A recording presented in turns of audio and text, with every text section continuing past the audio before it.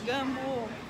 Primeiro encontro Fire Jovem de Pedro Henrique, no caso, sou eu. Estamos aqui no... É o sexto. Estamos no Passeio das Águas aqui Goiânia. no shopping, famoso Framboião. Eles fecharam o shopping só pra nós vir pra cá.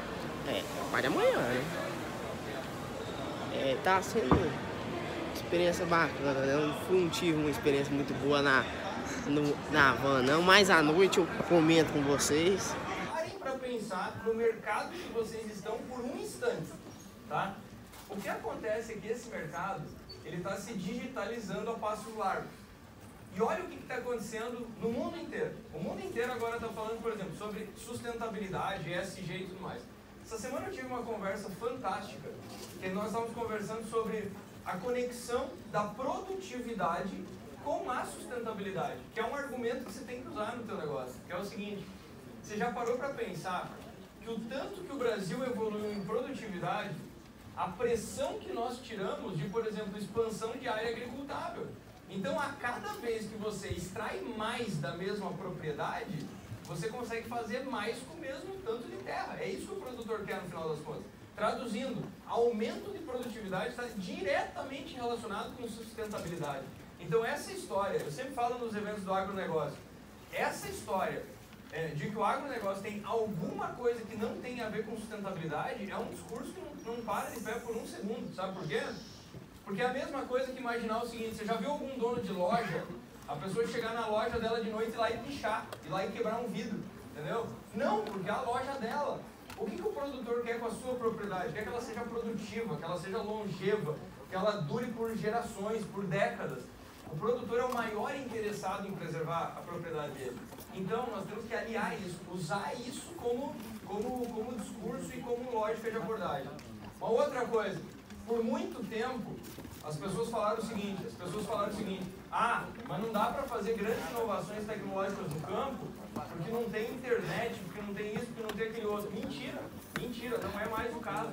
Você pega isso daqui, você pega o Starlink do Elon Musk. Nós estamos há 2 anos de ter essa questão resolvida absolutamente no mundo inteiro. Então o que acontece? O que são as iniciativas lá do Elon Musk e do Starlink? Os satélites suborbitais. Os caras estão colocando satélite numa altura baixa. Basicamente, o mundo vai virar um Wi-Fi gigante. Aliás, você tem um monte de propriedade no Brasil usando isso daqui. Você paga lá um plano, instala antenas e tem banda larga em absolutamente qualquer ponto do mundo. Então não é mais a desculpa de que no agronegócio a gente não consegue fazer as coisas porque falta a internet. Outra coisa, crescimento de internet das coisas 25% ao ano. É o setor que mais cresce no mundo inteiro. 25% ao ano. Sensores inteligentes, uso da informação, só que tudo isso tem que ser mais simplificado. Então é o setor que mais cresce em adoção de tecnologia. Além disso, tem um monte de coisa que eu sempre falo, um monte de coisa. Nos últimos anos muito se falou sobre carro autônomo nas cidades, né? As pessoas não vão mais dirigir e tudo mais. Só que tem um problema. As cidades são caóticas, então passa cachorro, passa pessoas, as ruas mudam, tem buraco, enfim, ainda não tem carro autônomo. Só que aonde que a gente viu essa história do autônomo acontecendo? A gente já tem trator autônomo faz anos, já faz tempo. Então, na verdade, o que está acontecendo é que o setor de vocês, o agronegócio, está se tornando o setor mais tecnológico da economia. O setor mais tecnológico, que é uma coisa que anos atrás ninguém falaria. Então, isso daqui é investimento, é oportunidade, aumento de produtividade. O que a gente está vendo é uma demanda gigante em gestão. Então, antes de você pensar no app, isso daqui é uma área, sabe? O produtor ter mais controle dos gastos, ter mais clareza sobre os investimentos dele, ter mais número para poder gerir profissionalmente o negócio dele. Se eu fosse investir, se eu fosse fazer uma startup nessa área, essa daqui seria com certeza uma das primeiras. A tua é nessa área? O que é? Brincando de... Pitch no meio da palestra, pessoal. Pitch no meio da palestra. Como é que é o seu nome? Danilo. Como é que é o nome da... Link Agrotech. Link Agrotech, o que vocês fazem? Vocês pegarem atrás? Tá. Já sim. Então, como ele está sem microfone, eu vou repetir aqui. Ele está falando que é uma agtech que ajuda o produtor a tomar as melhores decisões. Decisão de que tipo? Só para a gente fechar o nosso mini pitch no meio da palestra. Vai passando. Tá. Cara, perfeito, perfeito. Já, ele está falando que eles coletam um bocado de dados desde o plantio até a colheita, enfim, deixa tudo isso mais claro para tomar decisão. Pô, isso aqui é uma área fantástica. Parabéns, parabéns por todo o time aí. Vocês estão numa das melhores áreas, das mais promissoras. Então, isso daqui tem uma demanda gigantesca. E aí, quando a gente fala sobre inovação, isso aqui eu vou tirar também num pedaço de conversa com o Pedro. Né? Nós estávamos falando sobre... Tá, mas como é que a gente fala sobre o poder da inovação, né? Como é que a gente contextualiza inovação? Para pensar o que acabou de acontecer no ano passado. Né? O ano passado, quer dizer, agora está completando 3 anos do apocalipse, né? Começo de 2020, fecha tudo, ninguém mais pisa em cinema, ninguém se encontra, tal, começo de 2020. E aí o que acontece? Quando o Covid começa a dar uma controlada boa no ano passado, a gente não tem mais restrição nenhuma, quando o Covid está sob controle, o Putin fala, eu acho que é hora de começar uma guerra. Eu acho que está tudo muito calmo, né? Vamos fazer uma guerra. Só que o que aconteceu com o Putin? O Putin começou uma guerra porque basicamente é tática de criança isso. Vocês têm que entender como é que as coisas funcionam. Isso aqui é estratégia de criança. Sabe por quê? A Rússia só caindo um ano depois do outro em performance econômica. Aí eu sempre falo que é o seguinte, mas por que a Rússia foi lá bombardear a Ucrânia? Por que vocês loucos decidiram fazer? O que acontece é o seguinte, os caras estão caindo um ano depois do outro.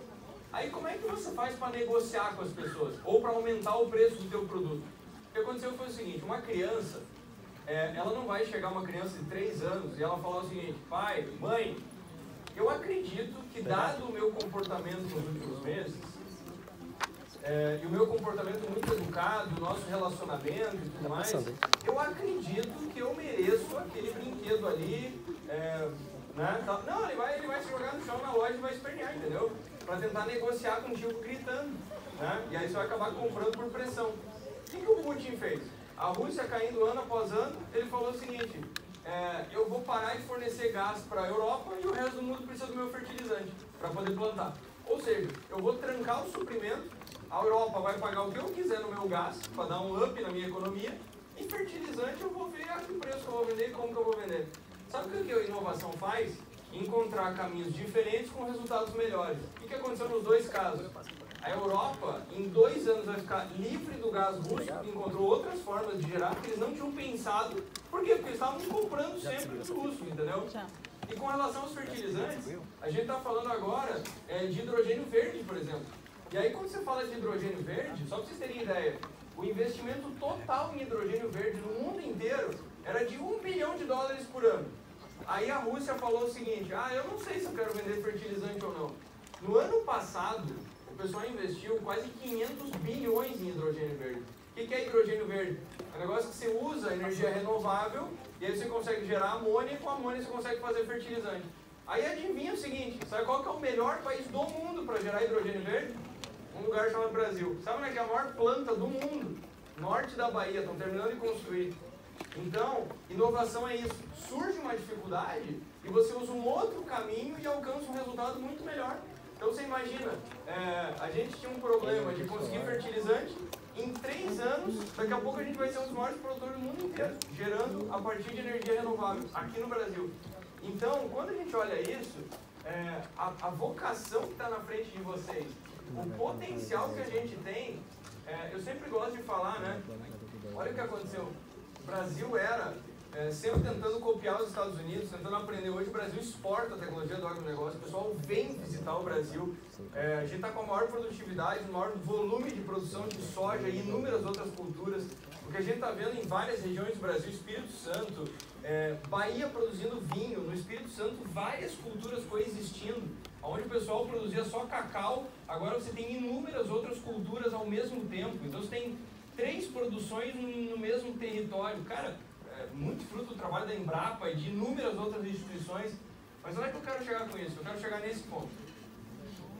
Vocês são, eu não vou nem falar a próxima geração, vocês são a atual geração do agronegócio. E sabe o que aconteceu? Muita gente, uma geração antes da de vocês, ou até vai acontecer com muitos colegas de vocês que não estão aqui hoje. A galera tentava fugir do agronegócio. A galera queria, muito até por influência dos pais, que os pais falavam, não quero que a tua vida seja que nem a minha. Não vai ser, porque hoje a tecnologia é outra, o jeito de fazer as coisas é outro. Só que vocês já pararam para pensar o porquê que toda família quer ter um médico? Toda família fala o seguinte, o meu sonho é que a gente queria que o nosso filho fosse médico. Por uma razão que as pessoas têm essa loucura de querer formar médico. Por uma razão. Porque em todo o mercado, todo o setor da economia, acompanha aqui o raciocínio, todo o setor da economia, a dúvida que você tem é a demanda. Essa é a dúvida. Então imagina que é o seguinte, eu vou fazer uma fábrica para vender sofá. A pergunta é, quantas pessoas vão comprar sofá no ano que vem? Porra, não sei. Bate uma baita de uma crise. Não sei se vão comprar sofá ou não. Ou seja, é um negócio que eu tenho um certo problema de demanda. Agora, por que as pessoas sonham em ter médico? Porque médico, se tem uma coisa que é garantida, é que ele vai ter demanda. Por quê? Porque as pessoas, em algum momento, elas vão precisar de médico. Então, é uma profissão que é vista como assim, é segura, vai ganhar muito, é uma baita profissão, porque ela tem resolvida a questão da demanda. E aí, para pensar comigo, aonde que vocês estão hoje? Aonde que vocês, em que setor que vocês estão hoje? O que está acontecendo hoje, dá uma olhadinha nessa foto. Isso aqui é um dia normal num trem na Índia, né? Isso aqui é um dia bem tranquilo, o pessoal indo trabalhar, coisa muito tranquila. Isso daqui é uma estação de metrô na China. Bem tranquilo também. Pessoal, assim, sabe, bem tranquilo. Onde é que eu quero chegar com isso? Quando o mundo tinha 6 bilhões de pessoas, o pessoal falava assim, não vai ter comida. Nós acabamos de passar a marca de 8 bilhões e caminhamos a passos largos para 11.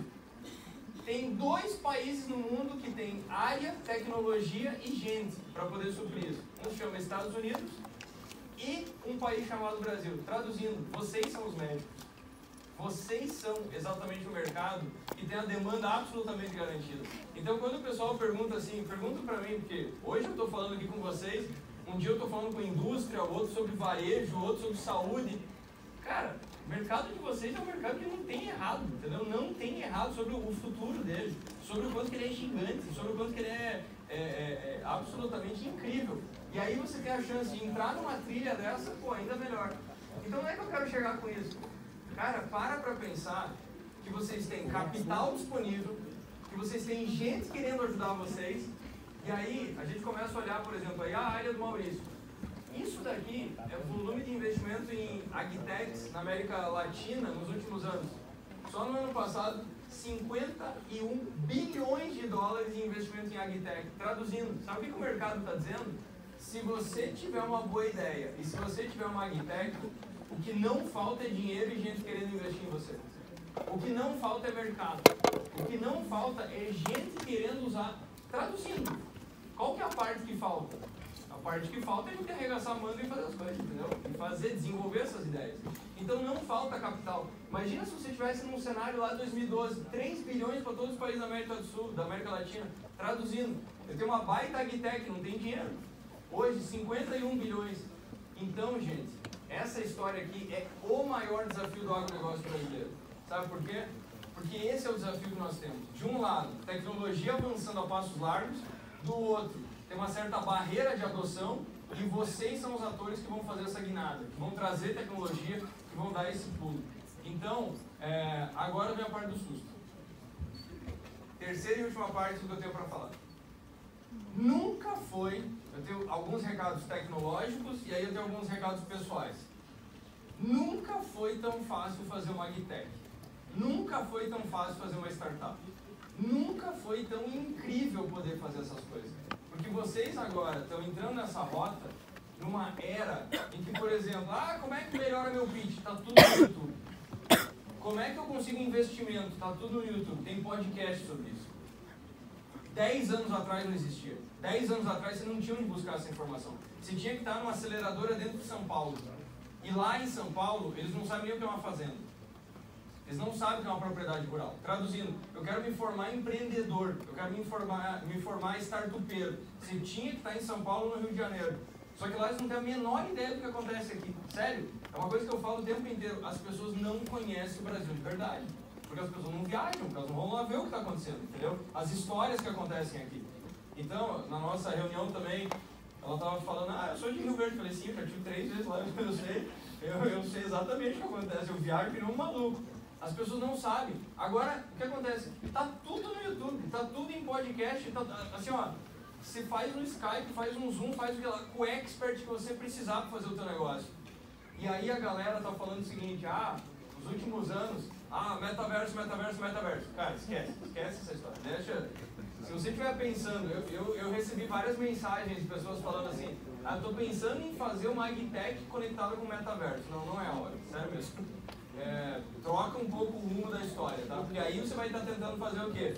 A startup de 2035, em 2023, tá?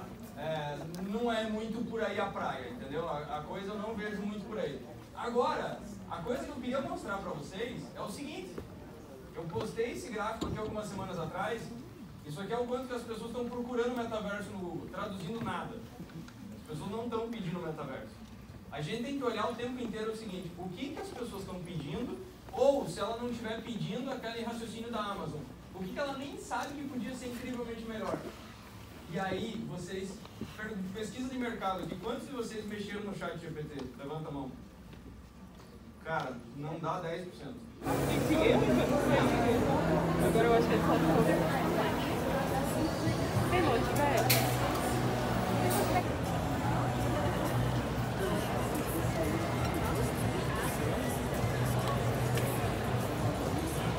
Olha o que a gente vai almoçar hoje. A gente tá aqui no estrogonofe. Arroz, frango, estrogonofe, batata, com coquinha e essa salada com azeitona roxa, pepino, alface, tomatinho, cereja.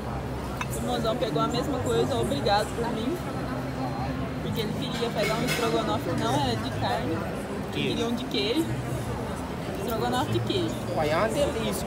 Você não comeu, não? Olha aí que coisa bonita. Almocinho junto na tarde jovem.